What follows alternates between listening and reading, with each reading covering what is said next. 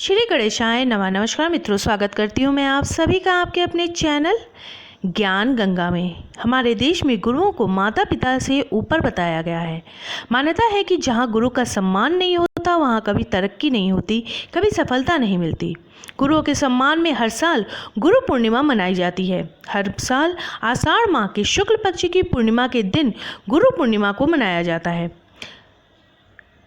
गुरु पूर्णिमा के दिन गुरुओं की पूजा की जाती है। गुरु पूर्णिमा के दिन लोग अपने गुरुओं को उपहार देते हैं, साथ ही उनका आशीर्वाद लेते हैं।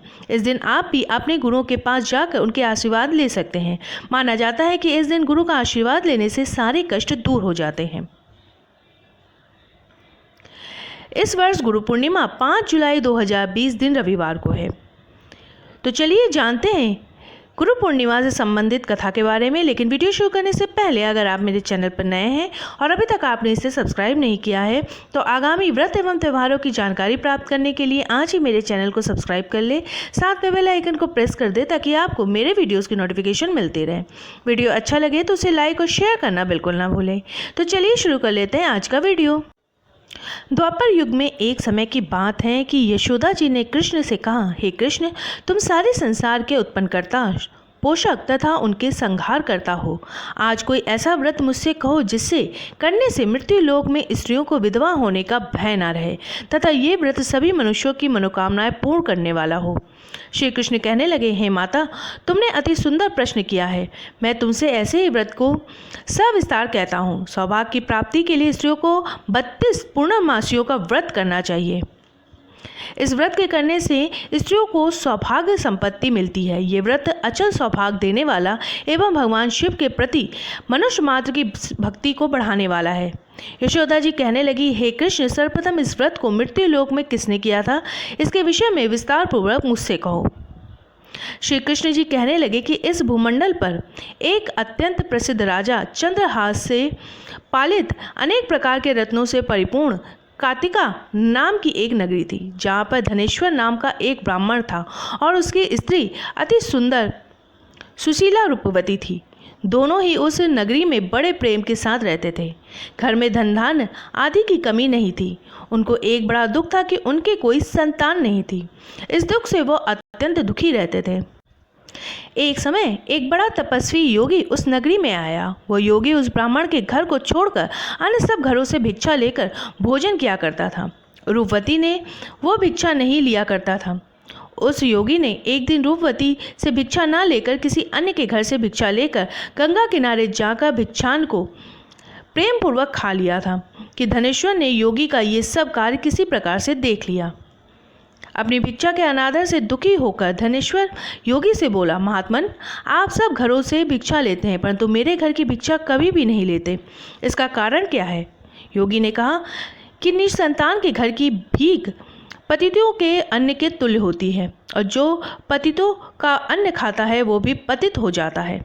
चूँकि तुम निसंतान हो अतः पतित हो जाने के भय से मैं तुम्हारे घर की भिक्षा नहीं लेता हूँ। धनेश्वर ये बात सुनकर अपने मन में बहुत दुखी हुआ और हाथ जोड़कर योगी के पैरों पर गिर पड़ा तथा आर्त भाव से कहने लगा, हे महाराज, यदि ऐसा है तो आप मुझको पुत्र प्राप्ति का उपाय बताइए। आप सर्वज्ञ हैं, मुझ पर अवश्य ही ये कृपा कीजिए। धन की मेरे पास कोई कमी नहीं, परंतु मैं पुत्र न होने के कारण अत्यंत दुखी हूँ। आप मेरे इस दुख का हरण करें, आप सामर्थ्यवान हैं। ये सुनकर योगी कहने लगे, हे ब्राह्मण, तुम चंडी की आराधना घर जाकर अपने स्त्री से सब वृतांत कहा और स्वयं तप के निर्मित वन में चला गया। वन में जाकर उसने चंडी की उपासना की और उपवास किया। चंडी ने 16वें दिन उसके स्वप्न में दर्शन दिया और कहा, हे धनेश्वर, पुत्र होगा परंतु ये 16 वर्ष की आयु में ही मृत्यु को प्राप्त हो जाएगा। यदि तुम दोनों स्त्री पुरुष 32 पूर्णमासियों का व्रत विधिपूर्वक करोगे तो वो दीर्घायु होगा।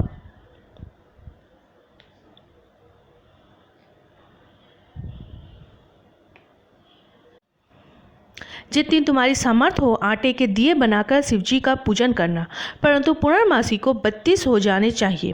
प्रातःकाल इस स्थान के समीप ही तुम्हें एक आम का वृक्ष दिखाई देगा। उस पर तुम चढ़कर एक फल तोड़कर शीघ्र अपने घर चले जाना।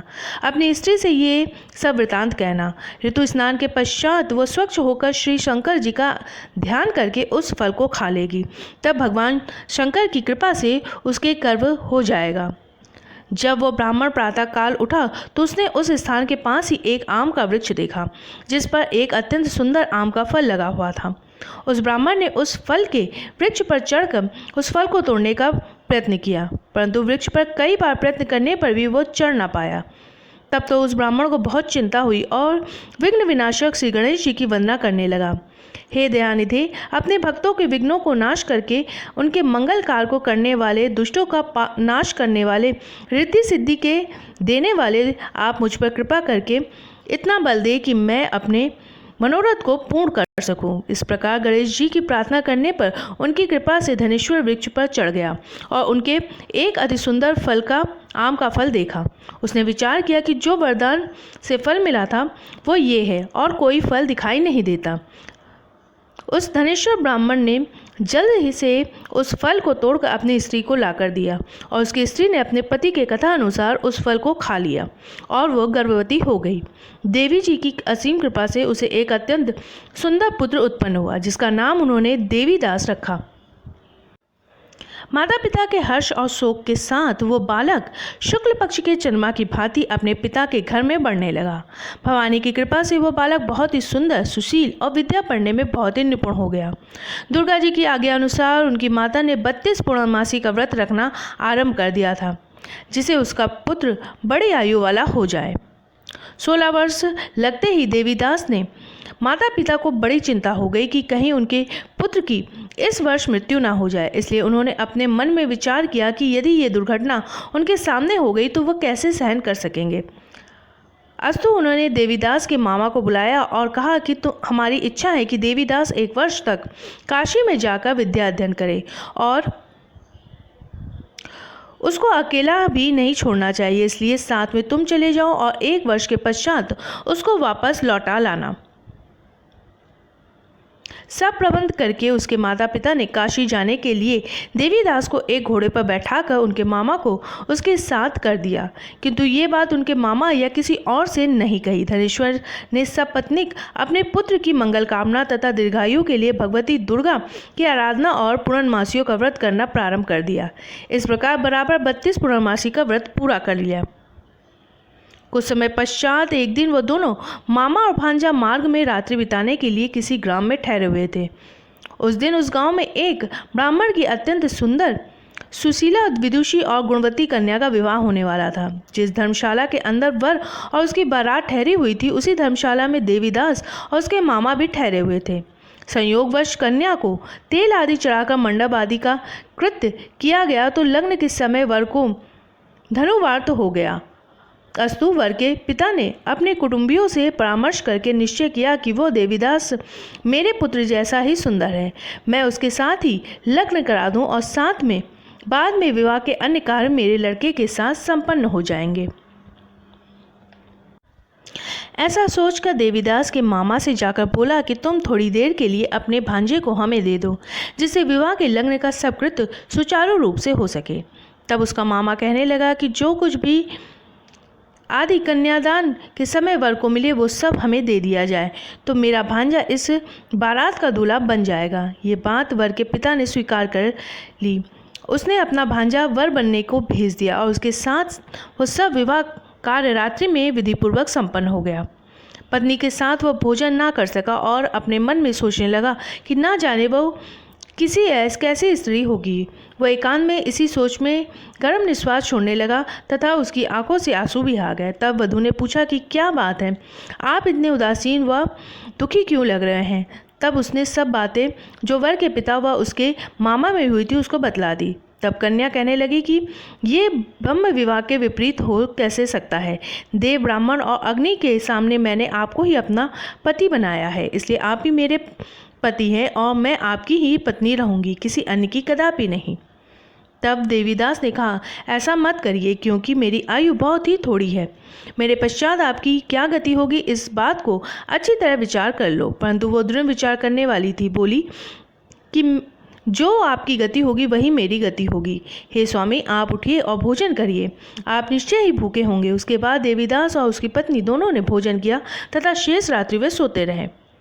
प्रातःकाल देवीदास ने अपनी पत्नी को 3 नगों से जड़ी हुई एक अंगूठी दी, एक रुमाल दिया और बोला, हे प्रिय, इसे लो और संकेत समझकर स्थिरचित्त हो जाओ। मेरा मरण और जीवन जानने के लिए एक पुष्प वाटिका बना लो, जिसमें सुगंधित वाली एक नव मल्लिका लगा लो। उसको प्रतिदिन जल से सींचा करो और आनंद के साथ खेलो कूदो तथा उत्सव मनाओ। जिस समय और जिस दिन मेरा प्राणांत होगा ये फूल सूख जाएंगे, और जब ये फिर हरे हो जाएं तो जान लेना कि मैं जीवित हूँ। ये बात निश्चित करके समझ लेना, इसमें कोई संशय नहीं है। ये समझाकर वो चला गया। प्रातःकाल होते ही वहाँ पर गाजे बाजे बजने लगे, और जिस समय विवाह के कार्य संपन्न करने के लिए वर तथा सब बाराती मंडप में आए तो कन्या ने वर को भली प्रकार से देखा। अपने पिता से कहा कि ये मेरा पति नहीं है, मेरा पति वही है जिसके साथ रात्रि में मेरा प्राणिग्रह हुआ था, उसके साथ मेरा विवाह नहीं हुआ है। यदि ये वही है तो बताएं कि मैंने उसको क्या दिया। मधुपर्क और कन्यादान के समय जो मैंने भूषणादि दिए थे उन्हें दिखाएं तथा रात में मैंने क्या गुप्त बातें कही थी ये सब सुनाएं। पिता ने उसके कथनानुसार वर को बुलाया। कन्या की ये सब बातें सुनकर वो कहने लगा कि मैं कुछ नहीं जानता। उसके पश्चात लज्जित होकर वह अपना सा मुँह लेकर चला गया और सारी बारात भी अपमानित होकर वहाँ से लौट गई। भगवान श्री कृष्ण बोले, हे माता, इस प्रकार देवीदास काशी विद्या अध्ययन के लिए चला गया। जब सब समय बीत गया तो काल से प्रेरित होकर एक सर्प रात्रि के समय उसको डसने के लिए वहां पर आया। उस विषधर के प्रभाव से उसके शयन का स्थान चारों ओर से विष की ज्वाला से विषैला हो गया, परंतु व्रत राज्य के प्रभाव से उसको काटने ना पाया, क्योंकि पहले ही उसकी माता ने 32 पूर्णिमा का व्रत कर रखा था। उसके बाद मध्याह्न के समय स्वयं काल पर वहाँ पर आया और उसके शरीर से उसके प्राणों को निकालने का प्रयत्न करने लगा, जिससे वह मूर्छित होकर पृथ्वी पर गिर पड़ा। भगवान की कृपा से उसी समय पार्वती जी के साथ श्री शंकर भी वहाँ पर आ गए। उसको मूर्छित दशा में देखकर पार्वती जी ने भगवान शंकर से प्रार्थना की कि हे महाराज, इस बालक की माता ने पहले 32 पूर्णिमा का व्रत किया था, जिसके प्रभाव से हे भगवान आप इसको प्राणदान दे। भवानी के कहने पर भक्त वत्सल्य भगवान श्री शिव जी ने उसको प्राणदान दे दिया। इस व्रत के प्रभाव से काल को भी पीछे हटना पड़ा और देवीदास स्वस्थ होकर बैठ गया। उधर उसकी स्त्री उसके काल की प्रतीक्षा किया करती थी। जब उसने देखा कि उस पुष्प वाटिका में पत्र पुष्प कुछ भी नहीं रहे तो उसको अत्यंत आश्चर्य हुआ, और जब वह वैसे ही हरी भरी हो गई तो वो जान गई कि वो जीवित हो गए हैं। ये देखकर वो बहुत प्रसन्न मन से अपने पिता से कहने लगी कि पिताजी, मेरे पति जीवित हैं, आप उनको ढूंढिए। जब 16 वर्ष व्यतीत हो गया तो देवीदास भी अपने मामा के साथ काशी से चल दिया। उधर उसे ससुर उसको ढूंढने के लिए अपने घर से जाने वाले ही थे कि वो दोनों मामा भांजा वहाँ पर आ गए। उसको आया देखकर उसका ससुर बड़ी प्रसन्नता के साथ अपने घर में ले आया। उस समय नगर के निवासी भी वहाँ इकट्ठे हो गए और सबने निश्चय किया कि अवश्य ही इसी बालक के साथ इस कन्या का विवाह हुआ था। उस बालक को जब कन्या ने देखा तो पहचान लिया और कहा कि ये तो वही है जो संकेत करके गया था। तत्परांत सभी कहने लगे कि भला हुआ जो वो आ गया, और सब नगरवासियों ने आनंद मनाया। श्री कृष्ण जी कहने लगे कि इस प्रकार धनेश्वर 32 पूर्णिमा के व्रत के प्रभाव से पुत्रवान हो गया। जो भी स्त्रियां इस व्रत को करती हैं वे जन्म जन्मांतर में वैधव का दुख नहीं भोगती और सदैव सौभाग्यवती रहती हैं। ये मेरा वचन है, इसमें कोई संदेह नहीं। ये व्रत पुत्र पौत्रों को देने वाला तथा संपूर्ण मनोकामनाओं को पूर्ण करने वाला है। 32 पूर्णिमाओं के व्रत करने से व्रती की सब इच्छाएं भगवान शिव जी की कृपा से पूर्ण हो जाते हैं।